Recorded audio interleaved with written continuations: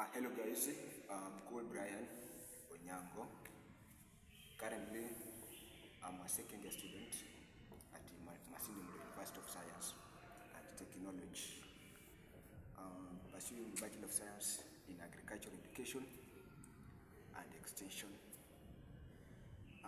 Today, I would like to take you through blood clotting processes. As you are aware that you have different types of blood. You have the red blood cells, we have the white blood cells, we have the blood platelets, and we have the blood plasma. But today we are going to focus on blood platelets, the function of the blood platelets.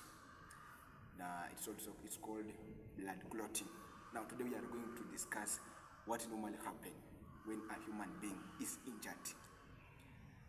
What normally happens when you are injured. As you know that once you have injured, there's always a blood bleeding. But actually, what normally happens to stop that blood bleeding? So this is what we call blood clotting. And blood clotting is also called coagulation. You can also call it coagulation or blood clotting. So blood clotting is just a process whereby the body helps, or the body tries to reduce the bleeding of blood from the blood vessels when they are injured. So the body tries to fight, to reduce or to minimize the loss of blood flow. So guys, the process of blood clotting is also called coagulation, as I have told you. The process of blood clotting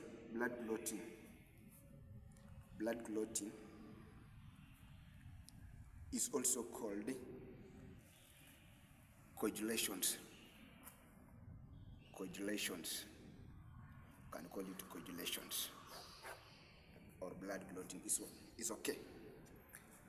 As you know, blood clotting, it has 5 steps. It normally goes into 5 steps. The step number one is what you call vasoconstrictions. Vasoconstrictions is called vasoconstriction. Vasoconstriction is whereby the blood vessels narrow. It narrows to reduce the blood flows, hence minimizing the blood lossing from the body. So the step number 1 during blood clotting is what we call vasoconstrictions. It's a process whereby the blood vessels narrow down, or they vasoconstrict. You can call it vasoconstrict, or narrow. You can use another term known as narrow. So they narrow to reduce the flow of blood from the body. So once they narrow, it means that they reduce the surface area so that they can reduce the blood flows from the body. Hence leading to minimize the loss of blood from the body. So that's the process number 1. Then the step number 2, the step number 2 is what we call platelet plug formation. Platelet plug formation. Once the blood vessels are vasoconstricted, the step number 2 is normally called platelet plug formation. Platelet plug formations. When we talk about platelets, remember platelets are also the blood cells. They are always found in the body plasma, but they are in the active form. They are always in the active form. But once the body are injured, they are now become activated, so that to start the process of blood clotting. Now, platelet plug formation. Platelet plug these are just a tiny fragments. There are tiny fragments in the body or in the blood that normally activated. They normally activated once the blood vessels are injured. Once they are activated, they are exposed to the site where the blood vessels are injured. They are exposed to the site where the blood vessels are injured, so that to start the process of blood clotting and formation of wound, hence leading to formation of wounds. So the step number 2 is what called platelet plug formation. So platelet plug formation, the term platelet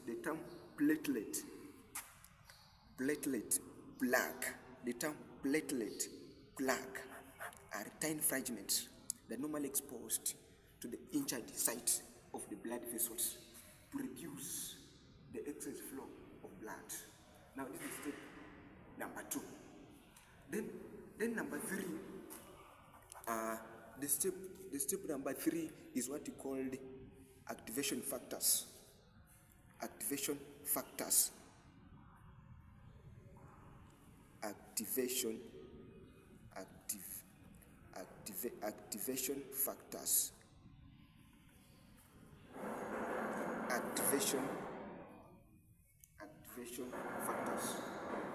When we talk about activation factors, guys, these are just the series of blood proteins in the body. They are the series of blood protein in the body that normally become activated, so that they can continue the process of blood clotting. Now, the activation factors are a series of blood protein in the body that normally activated in a substance called cascade. That normally activated in a substance called cascade. So these blood series protein in blood, this protein series in blood, they normally activated in a substance known as cascade. So once they are activated in a substance known as cascade, they lead to production of a factor known as factor X. The results in production of a factor known as factor X. Factor X. And remember, this factor X is one that helps, that continues the process of blood clotting. Factor X. Now, so once these activation factors, once the blood protein series in blood are produced, then are activated in a substance known as cascade, they lead into production of a factor known as factor X. Now, this factor X is initiated by damaged tissues. It can only be produced when tissues are damaged. It can only produce when tissues are damaged and then they are activated. So when they are activated, they are now ready to start their function. Now let us move to the step number 4. Now step number 4, once this factor X have been produced, it normally goes to the step number 4, which is called formation of fibrin mesh. It's called formation of fibrin mesh. Formation of fibrin mesh. This is step number 4 of blood clotting processes. Now in these steps, this is whereby factor X that were produced are activated. I will call it the activated factor X is now used to turn the soluble fibroid gene. The activated factor X is used to turn the soluble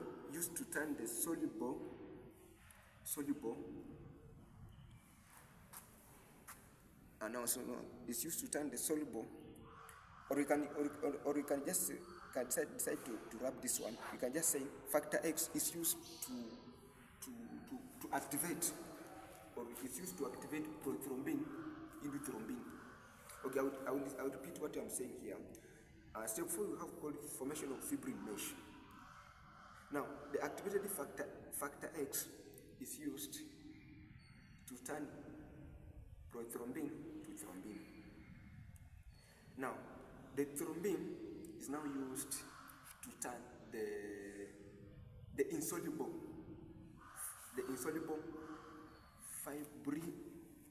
fibrinogen, insoluble, it's called insoluble, it used to turn soluble, not insoluble, it's used to turn soluble fibrinogen into it used to turn soluble fibrinogen into insoluble fibrins mesh threads. Fibrin mesh threads. I know, guys, maybe you may not get me very clear because I have just a mess up. So I was saying that when this factor X is produced, now we move to the step 4, whereby formation of fibrin mesh. Now the activated factor X is used to turn prothrombin. The term is prothrombin into thrombin.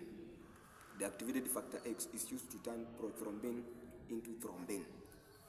Now thrombin is used to turn insoluble fibrinogen into insoluble fibrin threads. Now this thread is now used to form a meshwork. It's used to form a mesh which now used to prevent the flow of blood. Then we are moving to the step 5. After now it have formed a fibrin mesh or a thread, we are now moving to the step 5, which is the last step. It's the last step, and it's called retraction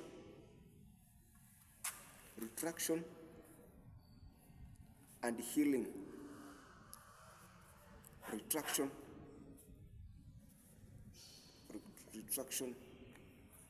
and healings. Okay. During retraction and healing, which is the last step of blood clotting. During retraction and healing, which is the last steps of blood clotting. This is whereby the edges of wound are come together. Now this fibrin mesh that are formed in step 4, are now used in step 5 to pull together the edges of the wound. So that it can form a clot. Once it can form a clot, then it means that the excess of the losing of blood may stop. And during these steps, there is a gradual replacement of the dead cells by the new cells, and then lastly, the wound may disappear, and then that may lead to the stop of the blood clotting. Then, guys, this is the last step. As you know, I want to thank you for just watching. I want to tell you that these are my first videos. I would like you to follow me on YouTube. Follow me on YouTube at just search at Brian Onyango, at Brian Onyango 254. So once you have searched this, you will get Brian the Great. Brian the Great. So once you have get that, please subscribe on my YouTube channel to support me. I'm a teacher of agriculture and biology. I'm a second year student at Masina Murilo. I'm a teacher of agriculture and biology. That's high school students, to teach high school students agriculture and biology. So if you are an agriculture and biology student at high school, please continue following me. I'm going to teach you as many processes as possible. This is just a starting, but I'm going to teach you as many processes as possible. I want to base on agriculture, major in agriculture, we are going to learn more about agriculture. As you know that agriculture is the backbone of this country, so we need to learn more about agriculture. We need to get more content about agriculture. So guys, no, don't wait to be employed, but just involved in agriculture activities. You will get employed yourself. So guys, please subscribe to support me. I'm very grateful to address you guys. Okay, that's the process of blood clotting. That's the process of blood clotting. That's what normally happen once you have injured. That's normally what will happen once you are injured. We have said that the first one was constriction, the second one platelet plaque formation, the third one activation of factors, the fourth one formation of fibrin mesh, and the fifth one was retraction and healing. So this is actually what happened. And I'm going to update you many videos as possible. That's just to teach you about biology and agriculture. So continue following me. I want to appreciate you for the support. God bless you. As you work hard, just work hard, you are going to achieve. I thank you for that. Asante.